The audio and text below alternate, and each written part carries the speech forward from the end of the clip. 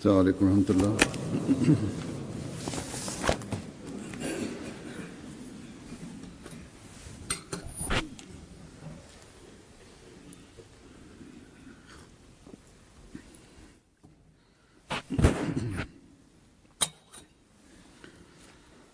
أشهد أن لا إله إلا الله وحده لا شريك له وأشهد أن محمدا عبده ورسوله أما بعد فأعوذ بالله من الشيطان الرجيم بسم الله الرحمن الرحيم الحمد لله رب العالمين الرحمن الرحيم مالك يوم الدين إياك نعبد وإياك نستعين اهدنا الصراط المستقيم صراط الذين أنعمت عليهم غير المغضوب عليهم ولا الضالين. يا أيها الذين آمنوا لا تتبعوا خطوات الشيطان ومن يتبع خطوات الشيطان فإنه يأمر بالفحشاء والمنكر ولولا فضل الله عليكم ورحمته ما زكى منكم من أحد أبدا ولكن الله يزكي من يشاء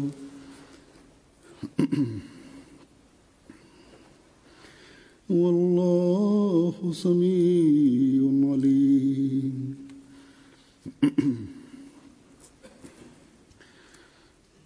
इस आयत का तर्जुमा है. Artinya, wahai orang-orang yang beriman, janganlah kamu mengikuti langkah-langkah syaitan. Barang siapa mengikuti langkah-langkah syaitan, maka sesungguhnya dia atau syaitan menyuruh mengerjakan perbuatan yang keji dan munkar. Kalau bukan karena karunia Allah dan rahmatnya kepadamu, niscaya tidak seorang pun di antara kamu bersih dari perbuatan keji dan munkar itu selama-lamanya. Tetapi Allah membersihkan siapa yang Dia kehendaki, dan Allah Maha mendengar lagi Maha mengetahui.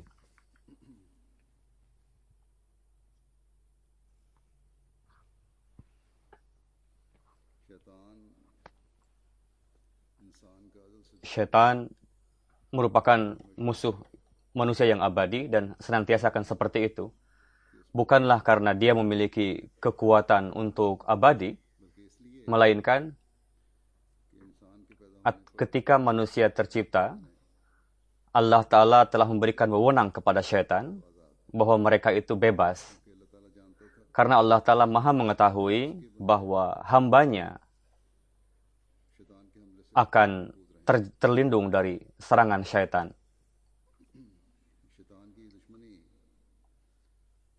Permusuhan syaitan bukanlah permusuhan yang terang-terangan, seperti halnya bertarung berhadapan-hadapan, melainkan dengan perantaraan tipuan, makar, atau bentuk keserakahan dunia, juga mengumbar hawa nafsu manusia, dan membawa manusia terjauh dari keburukan, dari kebaikan, dan mendekatkan manusia kepada keburukan. Syaitan telah mengatakan kepada Allah Ta'ala bahwa fitrat yang engkau semaikan dalam diri manusia, yang mana fitrat manusia adalah bisa condong kepada dua arah, aku akan mengikutkan manusia ini di belakangku, karena mereka lebih condong kepada keburukan, kata syaitan. Syaitan mengatakan, jika engkau mengizinkanku, maka aku akan menyerang mereka, yakni manusia, dari berbagai arah, dan akan menjerumuskan mereka dari berbagai arah. Kecuali hamba engkau yang hakiki, hamba engkau yang mukhlis, mereka akan terhindar dari seranganku,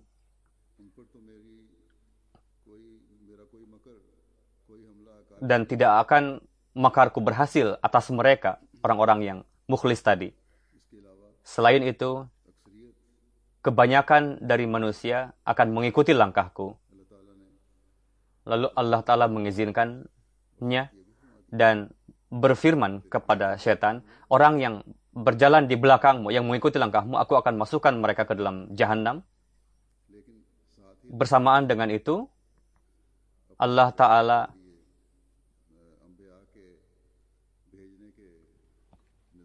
dengan melanjutkan nizam pengutusan para nabi, memberitahukan kepada manusia jalan menuju kebaikan dan bagaimana cara untuk mendapatkan islah, perbaikan, dan bagaimana cara untuk menempuh kehidupan dunia dan akhirat yang benar. Lalu menjelaskan juga bahwa syaitan merupakan musuh kalian yang nyata, bersembunyi di balik jubah rasa simpati.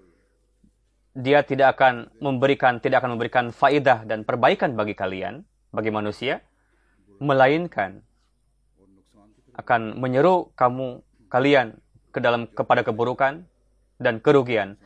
Ketika tiba masanya hisab kitab manusia, maka dengan tenangnya syaitan akan mengatakan di akhirat nanti bahwa aku telah menyeru kalian kepada keserakahan, keburukan, dosa-dosa untuk menentang perintah Allah Ta'ala. Namun, kamu kan sebetulnya orang-orang yang berakal. Kenapa kalian tidak menggunakan akal kalian? Syaitan mengatakan kepada manusia, kenapa kalian lebih mengutamakan suara keburukanku daripada suara kebaikan? Jadi silahkan rasakan saja kemarahan Allah Ta'ala. Aku tidak ada ikatan lagi dengan kalian. Tujuanku hanyalah untuk memusuhi kalian, manusia maksudnya. Dan saya sudah melakukan itu, kata syaitan. Sekarang masuklah kalian ke dalam Jahannam. Demikianlah syaitan memusuhi manusia. Di dalam Quran Karim pun, di dalam berbagai tempat, Allah Ta'ala memperingatkan kita dari serangan syaitan, tipuannya. Dalam ayat yang saya tilawatkan tadi, Allah Ta'ala memberitahukan bahwa syaitan akan terus mengikuti manusia. Ketika syaitan mengatakan kepada Allah Ta'ala bahwa di sebelah kiri, kanan, atas, bawah aku akan menyerang manusia, maka dengan terus kedawaman, terus menerus, dia akan melakukan serangan itu, dan memang dia melakukannya, syaitan ini. Sampai-sampai syaitan mengatakan bahwa aku akan duduk di atas jalan Shiratal Mustaqim dan menyerang manusia. Ada seorang yang beranggapan bahwa saya tengah berjalan di jalan Shiratal Mustaqim. Saya sudah terhindar dari serangan syaitan. Namun, anggapan seperti itu adalah keliru.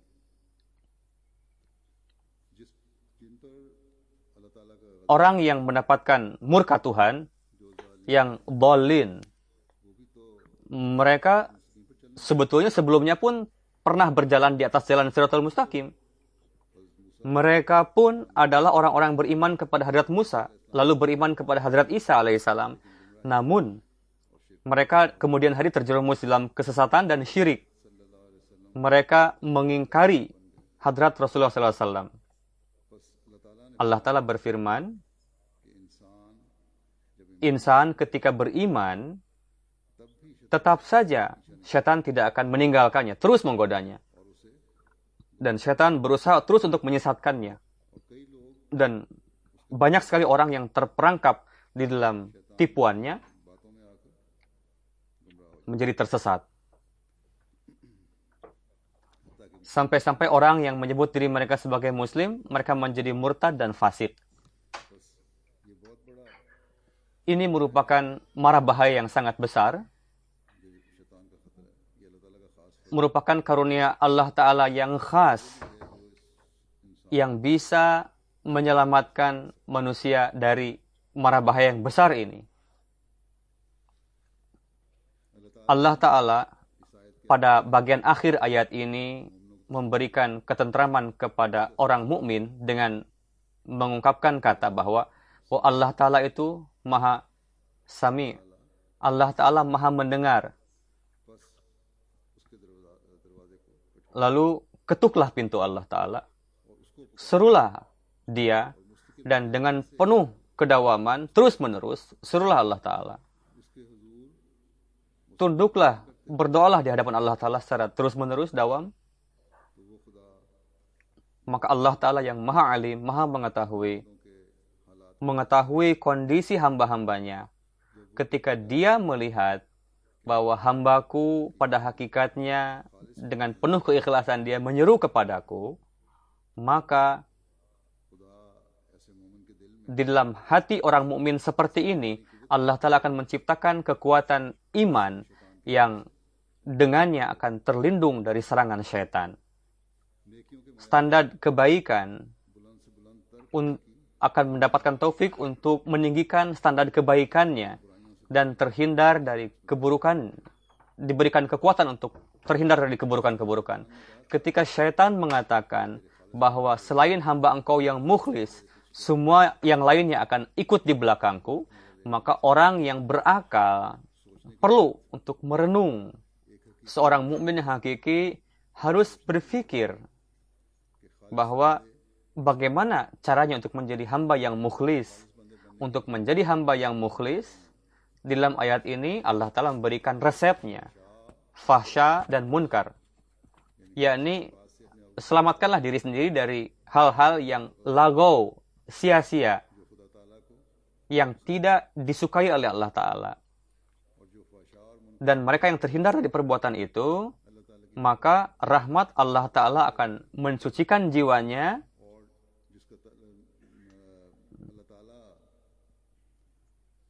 Dan orang yang disucikan Allah Ta'ala, dia akan menjadi suci. Dan serangan setan tidak akan bisa menembus orang-orang suci seperti itu. Hendaknya diingat bahwa serangan setan tidaklah dilakukan secara tiba-tiba. Sekaligus, dia menyerang secara perlahan-lahan. Ada satu keburukan kecil. Dia masukkan ke dalam diri manusia, lalu menciptakan fikiran, khayalan. Apa bedanya dengan keburukan kecil ini? Apalah artinya?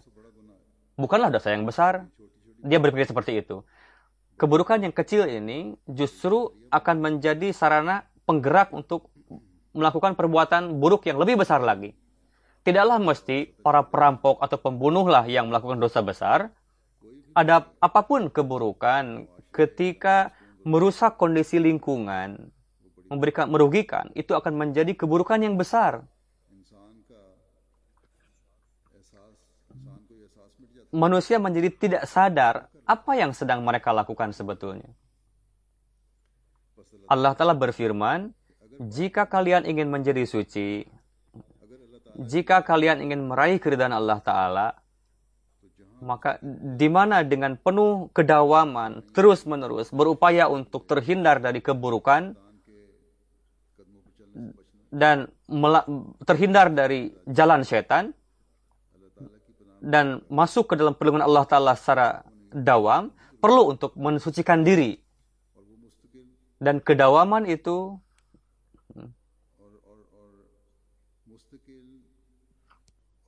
dan setiap saat menyeru Allah Ta'ala dan meminta tolong kepadanya, meminta memohon pertolongan padanya, itu pun perlu. Tanpa itu tidak akan bisa terhindar dari serangan syaitan. Saya akan sampaikan beberapa kutipan sabda Hadrat Masih Maud alaihissalam. Di dalam sebagian orang-orang timbul pertanyaan bahwa kenapa Allah Ta'ala menciptakan syaitan? Kenapa tidak menghukum dari sejak awal? Kenapa tidak dihabisi saja sejak awal syaitan ini? Jika dari sejak semula syaitan ini dimusnahkan, maka tidak akan ada timbul kerusakan kefasadan di dunia ini. Berkenaan dengan hal itu, Hadrat Masih Maud alaihissalam bersabda, saya akan sampaikan kutipan sabda Hadrat Masih Maud alaihissalam sebagai jawaban bahwa kenapa kenapa Tuhan menciptakan syaitan? Kenapa tidak dihukum oleh Allah Ta'ala? Beliau bersabda, setiap orang terpaksa mengakui bahwa bagi setiap manusia ada dua tarikan.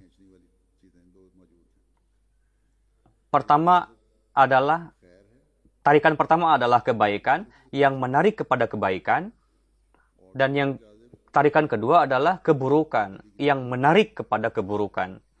Sebagaimana ini dikhususkan bahwa terkadang di dalam diri manusia timbul pikiran buruk dan dia condong kepada keburukan itu, seakan-akan ada yang menarik dia kepada keburukan. Dan terkadang juga timbul pemikiran baik dalam dirinya, pada saat itu rasanya dia condong kepada kebaikan, seakan-akan ada yang menariknya kepada kebaikan. Dan terkadang juga ada orang yang melakukan keburukan lalu condong kepada kebaikan, dan dia tidak malu, tidak menyesali apa yang dia lakukan. Ada juga orang yang telah mencaci orang lain, memukul orang lain, lalu dia menyesali dan mengatakan, saya melakukan itu tanpa alasan, dan dia meminta maaf, memohon ampunan. Dia menyadari akan keburukan yang dia lakukan. Bersabda, dua jenis kekuatan ini dijumpai dalam diri manusia, fitrat manusia yang diciptakan oleh Allah Ta'ala.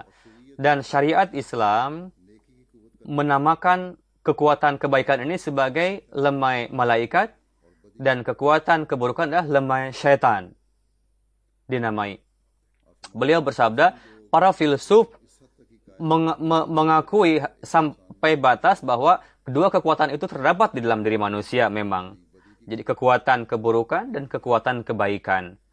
Namun syariat Islam menamakan kekuatan kebaikan tadi sebagai lemai malaikat dan keburukan tadi sebagai lemai syaitan. Beliau bersabda,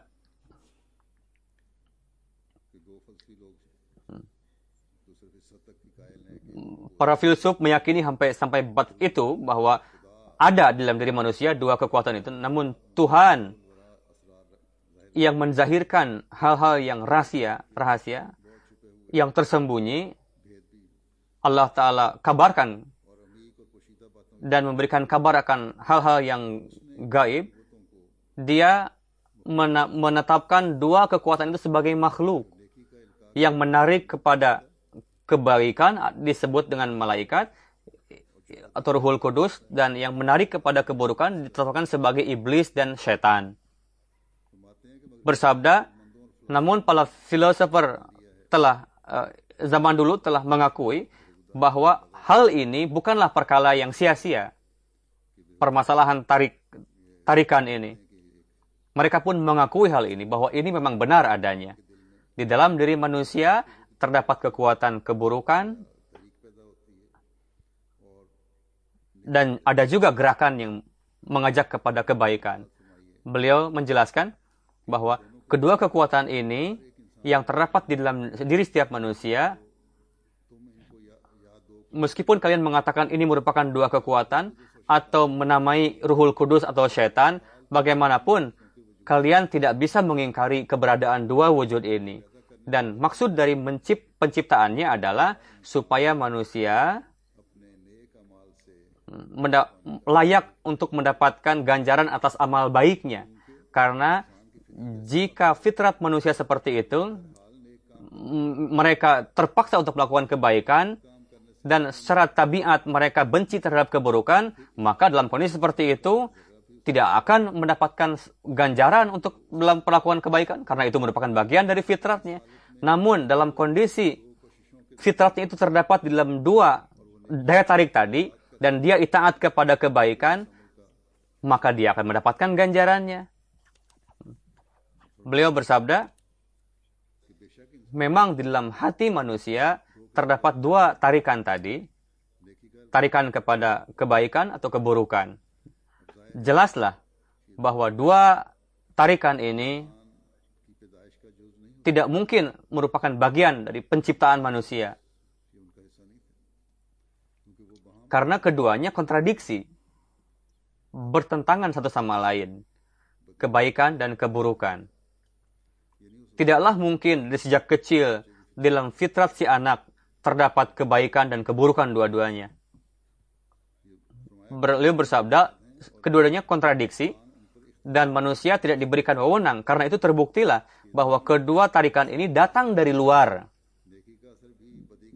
Pengaruh kebaikan, keburukan itu datang dari luar.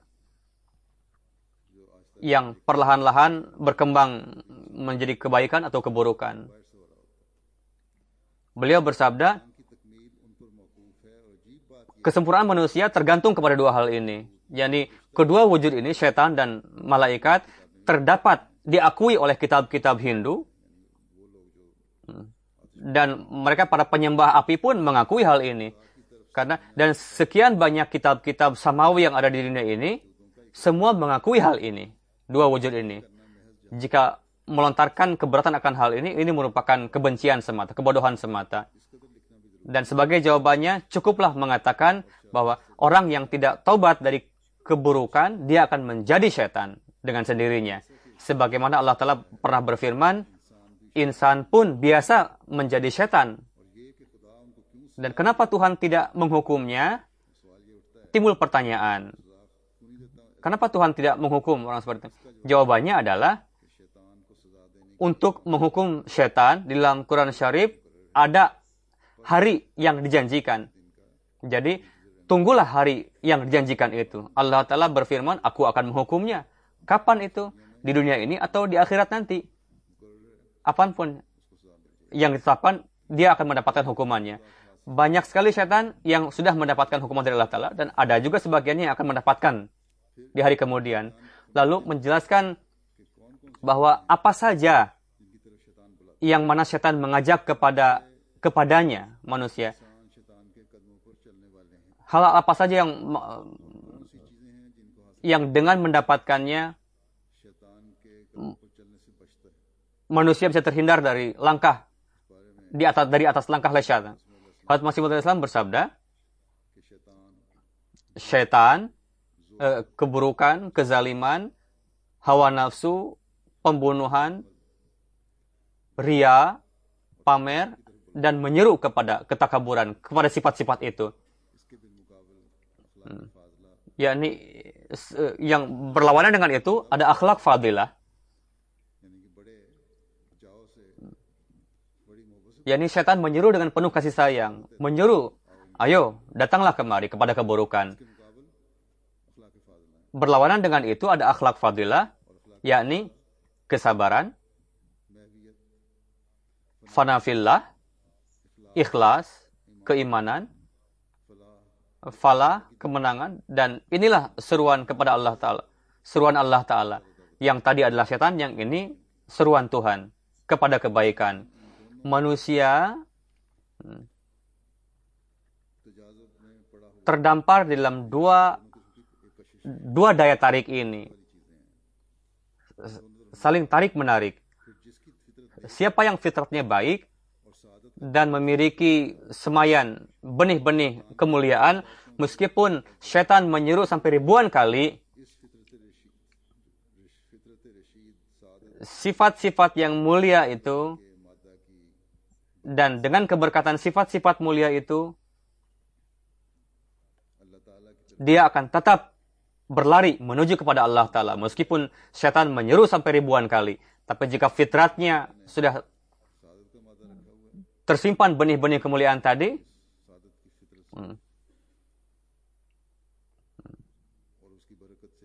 karena keberkatannya, karena dia tunduk juga kepada Allah Ta'ala yang memiliki fitrat seperti itu.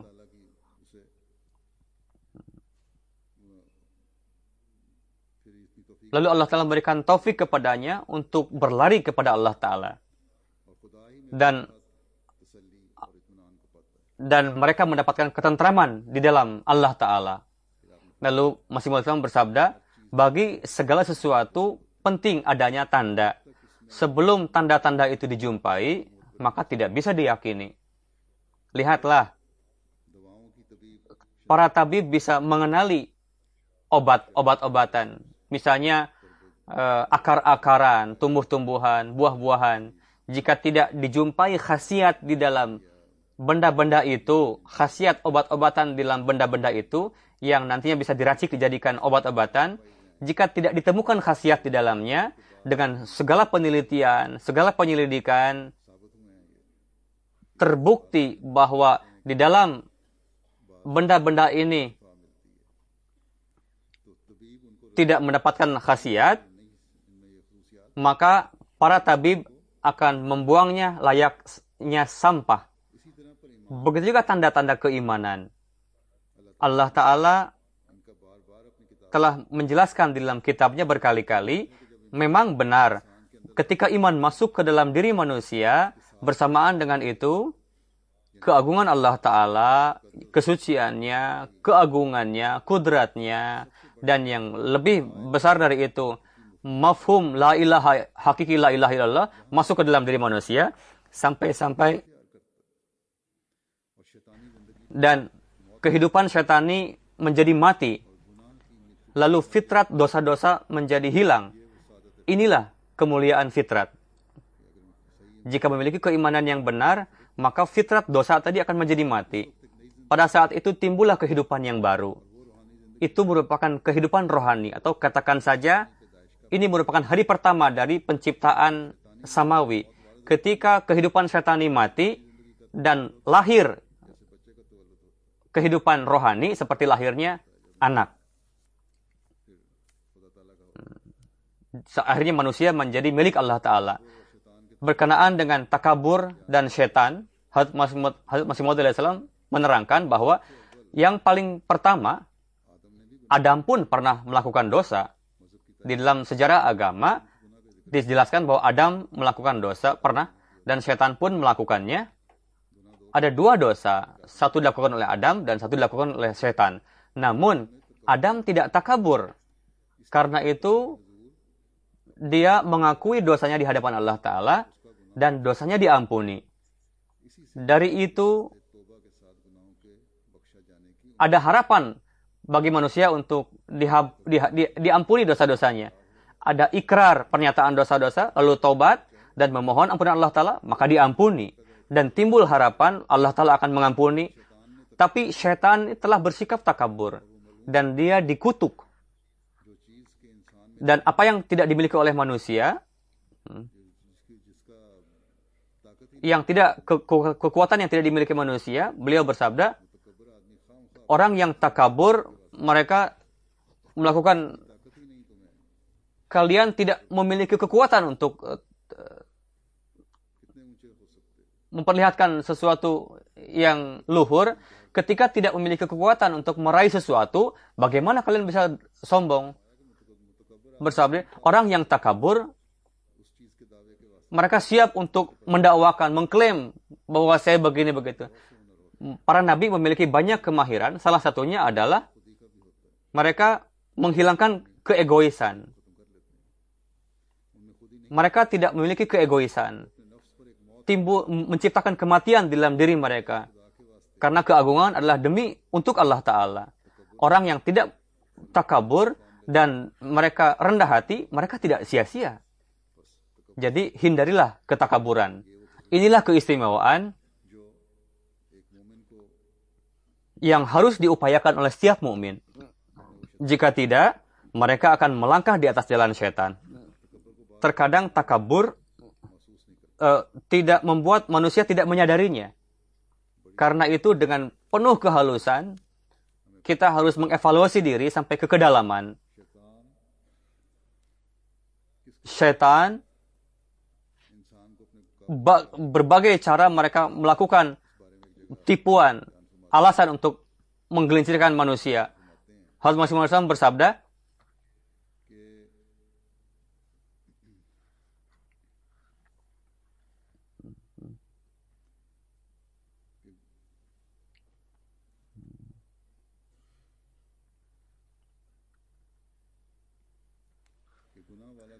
orang yang berdosa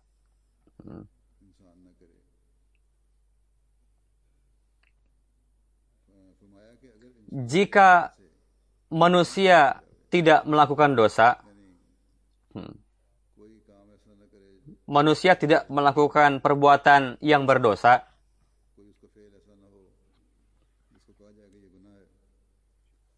maka syaitan menginginkan supaya dia tetap tinggal di mata, hidung, telinga orang itu. Jika pada zahirnya tidak ada orang yang berbuat dosa, misalnya, tetap saja syaitan akan berhasrat untuk tetap duduk di mata manusia itu, telinga, di hidungnya. Dan ketika dia tidak bisa menguasainya, maka setan akan tetap berusaha. Jika tidak itu, di dalam hati saja manusia ini berbuat dosa. Tetap, setan akan tetap menginginkan seperti itu. Jika tidak melakukan perbuatan dosa besar, dosa kecil, terkadang sebagian orang tidak mendapatkan kesempatan untuk melakukan dosa. Atau dia tidak melakukan dosa karena ada rasa takut. Secara zahir dia tidak melakukan dosa, manusia seperti itu. Namun, syaitan tetap berusaha bagaimanapun caranya supaya di dalam diri manusia itu timbul benih-benih dosa yang menetap di dalam hatinya. Seolah-olah syaitan akan terus berupaya sampai titik darah penghabisan. Tapi di dalam hati orang yang memiliki rasa takut kepada Allah Ta'ala, pemerintahan syaitan tidak akan berhasil menguasai manusia seperti itu. Jika takut kepada Tuhan, tidak akan timbul pertanyaan bahwa syaitan menaruh benih dosa di dalam diri orang seperti itu.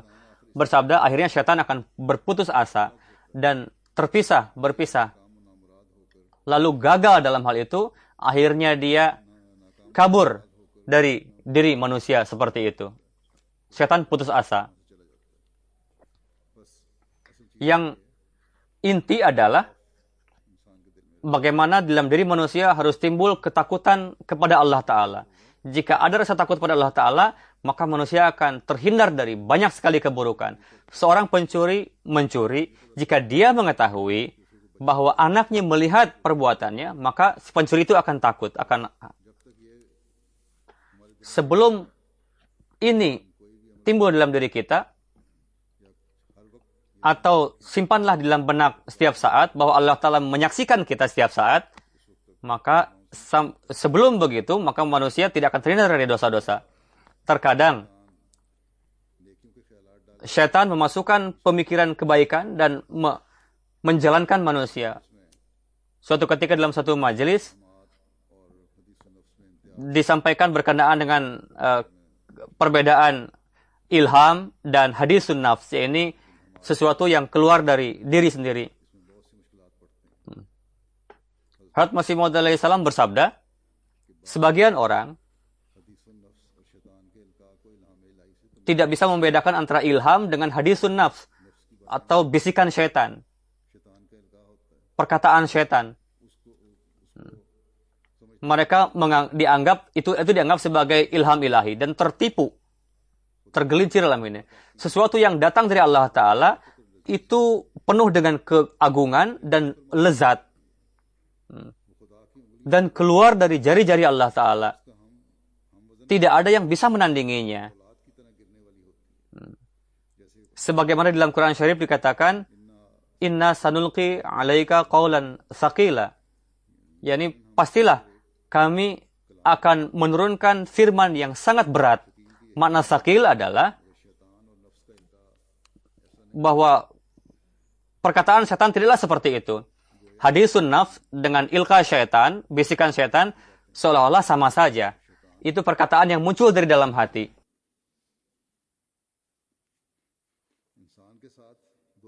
bersamaan dengan setan ada dua kekuatan yang selalu menempel.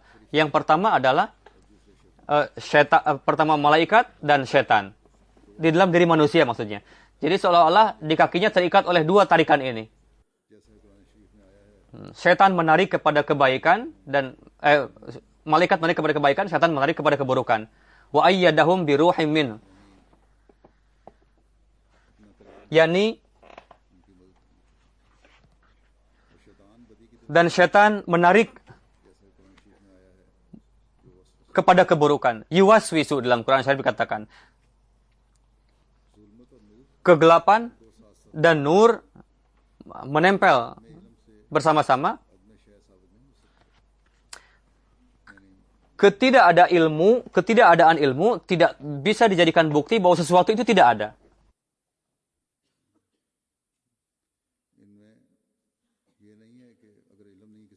Kegelapan dan nur tidak bisa tinggal bersama-sama. Bersabda, kecuali alam ini, banyak sekali keajaiban-keajaiban lainnya. Selain dunia ini, semesta alam, keajaiban-keajaiban lainnya. Selain dari itu, masih banyak keajaiban-keajaiban lainnya. Dibilang, Qul a'udzu birabbin nas, dijelaskan mengenai bisikan setan yang dimasukkan ke dalam hati manusia, khususnya pada zaman modern ini, yang disebut sebagai zaman modern, yang mana manusia melupakan Allah Ta'ala, dan setanlah yang membisikkan godaan itu kepada manusia. Dan memasukkan akidah yang buruk berkenaan rububiyat. Misalnya, melihat orang kaya yang memiliki banyak harta, manusia mengatakan, inilah yang akan menjadi penolong saya. Lalu menjelaskan, Masih Maud alaihissalam, bagaimana setan membisikkan godaannya, dan dari bagaimana kita terhindar dari itu. Beranggapan bahwa orang kaya akan memenuhi kebutuhan saya, misalnya. Atau selain Allah Ta'ala, ada wujud lain yang bisa memenuhi kebutuhan kita.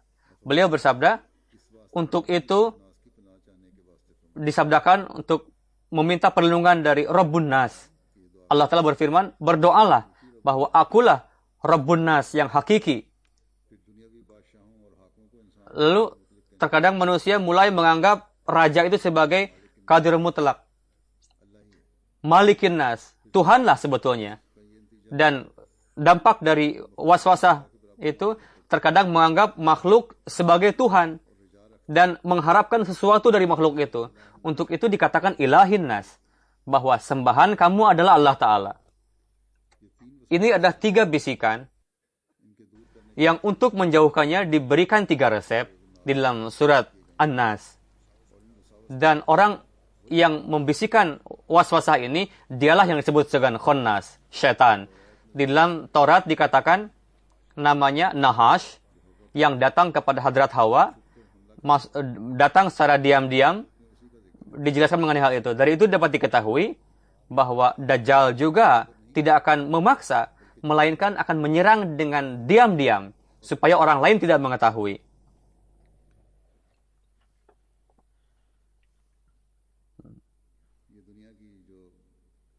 Gemerlap dunia pada zaman ini, pada saat ini banyak sekali penemuan baru, atau dengan alasan pendidikan, mereka menekankan untuk jauh dari Allah Ta'ala, dari agama, dan di sana pun ada andil pemerintah di sana, lembaga-lembaga yang besar, yang mengatasnamakan hak asasi manusia.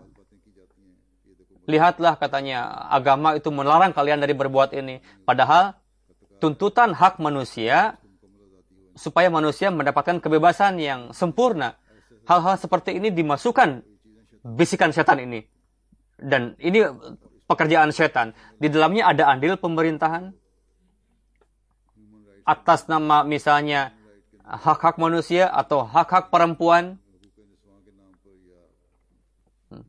Seperti yang saya katakan sebelumnya bahwa atas nama hak-hak manusia, ini semua termasuk di dalamnya. Mereka berupaya untuk menjauhkan kita dari agama. Setiap kita harus paham, setiap Ahmadi harus paham bahwa di sini ini merupakan serangan setan akan mulai menyerang kita. Ini kekuatan Dajjal yang mulai menyerang kita. Yang tengah menyerang kita. Beliau bersabda, adalah keliru bahwa setan sendiri pergi kepada Hawa. Seperti ini, bahwa dia datang secara diam-diam. Begitupun setan datang secara diam-diam. Begitu juga dia membisikkan waswasah. Dia akan memasukkan khayalan-khayalan dalam diri manusia dan manusia itu akan menjadi wakil dari setan ini. Dan setan pun memasukkan orang kepada penentang agama. Dan saat itu Adam ada di surga. Surga itu disebutnya adalah berada di bumi juga sebetulnya. Bukanlah di angkasa. Yang Allah Ta'ala tekankan, maghdubi alaihim ad-dhalin. Wahai umat muslim, janganlah kalian mengikuti cara-cara syaitan, sifat-sifat Yahudi dan Nasrani. Ini merupakan nubuatan bahwa suatu ketika umat muslim akan tiba masanya, mereka akan meniru-niru sifat-sifat Yahudi dan Nasrani. Karena senantiasa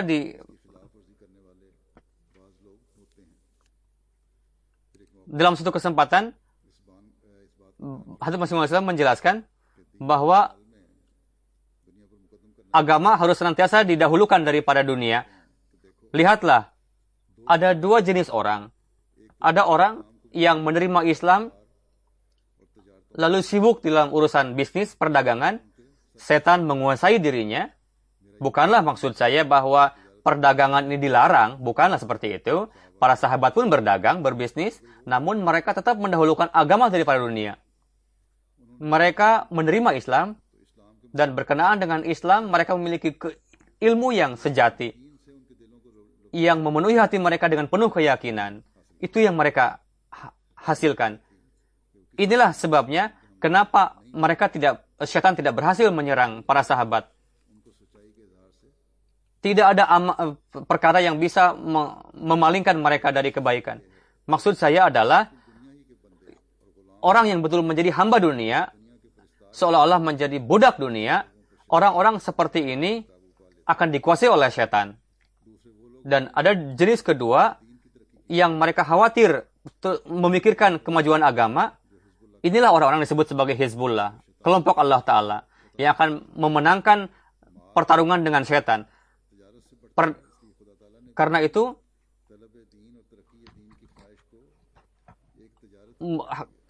hasrat untuk memenangkan agama, ini pun dijelaskan sebagai tijarat, perdagangan Allah Ta'ala. Harta juga, bukanlah harta seperti harta duniawi, tapi harta ini adalah harta yang bisa bermanfaat di akhirat nantinya. Hal adullukum ala tijaratin tunjikum min azabin alim. Maukah aku beritahukan kepada kamu suatu perdagangan yang bisa menyelamatkan kamu dari api neraka? Perdagangan yang paling indah adalah ini, yang bisa menyelamatkan kita dari azab yang mengerikan. Aku katakan kepada kalian dengan kalimat Allah Ta'ala ini, hal adullukum ala tijaratin tunjikum min azabin alim. Jadi, kita harus melakukan perdagangan, bisnis, dan berjalan di atas langkah yang kepadanya imam jemaat atau utusan Allah Ta'ala, Masih Maud, Mahdi Maud, serukan kepada kita. Supaya kita terhindar dari berjalan di atas jalan langkah syaitan, dan sembari meraih keridhaan Allah Ta'ala, kita terhindar dari azab yang mengerikan. Lalu Masih Maud alaihissalam menekankan kepada kita terhindar dari dosa yang tersembunyi. Ketika ada yang terjerumus dalam musibah, sebetulnya yang salah adalah manusia. Terkadang kita mengatakan bahwa penyebab musibah ini adalah Allah Ta'ala. Keliru. Kesalahan terletak pada diri manusia sendiri. Bukanlah kesalahan Allah Ta'ala. Terkadang ada orang yang nampaknya soleh dan orang heran. Kenapa orang soleh ini mendapatkan musibah? Atau kenapa dia mahrum dari suatu kebaikan? Sebenarnya, orang yang dianggap soleh ini memiliki dosa yang tersembunyi yang menyampaikan dia pada kondisi itu. Karena Allah Ta'ala Maha Pengampun, dan Maha Pemaaf. Karena itu orang lain tidak mengetahui atas dosa-dosa yang dia lakukan secara tersembunyi. Padahal dosa-dosa ini lebih buruk dari dosa-dosa. Layaknya seperti penyakit. Ada penyakit yang jelas-jelas, orang bisa melihat penyakit itu bahwa orang ini sakit, seperti ini. Tapi ada juga penyakit, sebagian penyakit, yang terkadang orang si sakit ini pun tidak tahu bahwa dia telah terjangkit suatu penyakit yang berbahaya. Pada permulaan, para tabib pun tidak tahu bahwa dia orang ini sakit. Sampai-sampai penyakit tadi berubah menjadi sesuatu yang berbahaya. Terkadang sudah masuk kepada level terakhir. Misalnya divonis dia penyakit kanker. Padahal pada zahirnya dia sehat-sehat saja. Terkadang seketika saja diketahui bahwa orang ini berpenyakit kanker yang tidak ada obatnya misalnya. Pada tahapan terakhir. Dan dalam waktu 1 bulan manusia meninggal. Misalnya. Bersabda, sebagaimana penyakit tadi tidak diketahui, ada juga dosa-dosa yang ada di dalam diri manusia yang secara perlahan-lahan menghancurkan manusia. Semoga Allah Ta'ala mengasihani. Qad aflaha man zakkaha. Sukseslah orang-orang yang melakukan tazkiyah, pensucian diri. Tazkiyah nafs itu juga merupakan suatu kematian. Sebelum meninggalkan akhlak-akhlak buruk, maka bagaimana bisa mendapatkan tazkiyah nafs, pensucian diri? Ada akhlak-akhlak buruk yang rendah, sebelum itu dihilangkan, yang ingin dijalankan oleh syaitan, maksudnya adalah sesuatu yang tidak disukai oleh Allah Ta'ala itu adalah munkir. Sebelum akhlak-akhlak buruk ini ditinggalkan, bagaimana bisa mendapatkan tazkiyah nafs? Dalam setiap orang ada saja benih-benih keburukan tadi. Itulah syaitannya. Sebelum itu dibunuh, maka tidak akan berhasil. Untuk itu, sebagaimana yang saya katakan di awal, setiap saat perlu perlindungan dari Allah Ta'ala. Dan kita harus senantiasa mengevaluasi diri untuk membunuh syaitan. Bagaimana dan apa langkah yang harus kita lakukan? Berkenaan hal ini, Hazrat Masih Maud Islam bersabda, para nabi, mereka merupakan penzahiran uluhiyat dan penzahiran penampakan Allah Ta'ala. Seorang muslim sejati yang menjadi penzahiran para nabi. Para sahabat memahami rahasia ini dengan baik. Dan Rasul Karim SAW sedemikian rupa mereka taat kepada Rasulullah SAW dan tenggelam di dalamnya sehingga tidak tersisa lagi dari wujud mereka. Apa yang mereka lihat, itu mereka tenggelam di dalamnya, fana di dalamnya. Dalam meraih kedekatan itu. Mereka dalam memilih uswah Rasulullah SAW. Sebelum kecondongan, keitaatan itu timbul, tenggelam, fana dalam diri kita, seperti yang timbul dalam diri para sahabat, pendakwaan sebagai murid baru akan dianggap benar jika seperti itu. Hendaklah diingat bahwa sebelum ini diraih, dan tanda-tanda Allah Ta'ala belum zahir dalam diri kalian, sampai saat ini, syaitan akan tetap berada dalam diri kita. Semoga Allah Ta'ala, semoga kita berusaha untuk menjadi hamba Allah Ta'ala secara ikhlas dan terhindar dari fahsya dan munkar, terhindar dari segala keburukan, dan terhindar dari berbagai macam ketakaburan, dan berupaya untuk mendapatkan tazkiyah nafs supaya kita menjadi pewaris karunia-karunia Allah Ta'ala. Semoga pandangan kita senantiasa tertuju kepada Allah Ta'ala yang merupakan Rabb kita, dan semoga Dia senantiasa menguasai diri kita. Dialah sembahan kita, dan semogalah kita senantiasa menyerunya, dan semoga kita terhindar dari berjalan di atas jalan syaitan. Semoga Allah telah memberikan taufik kepada kita. Amin.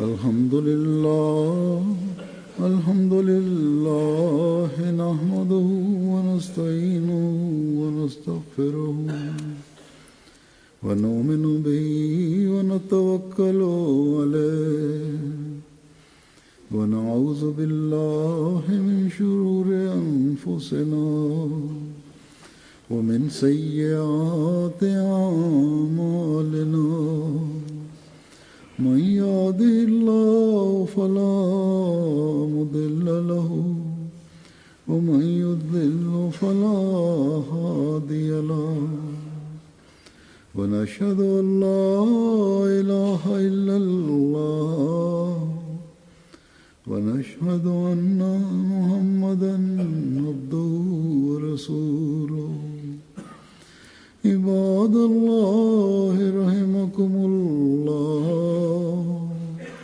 إن الله يأمر بالعدل والإحسان وإيتاء ذي القربى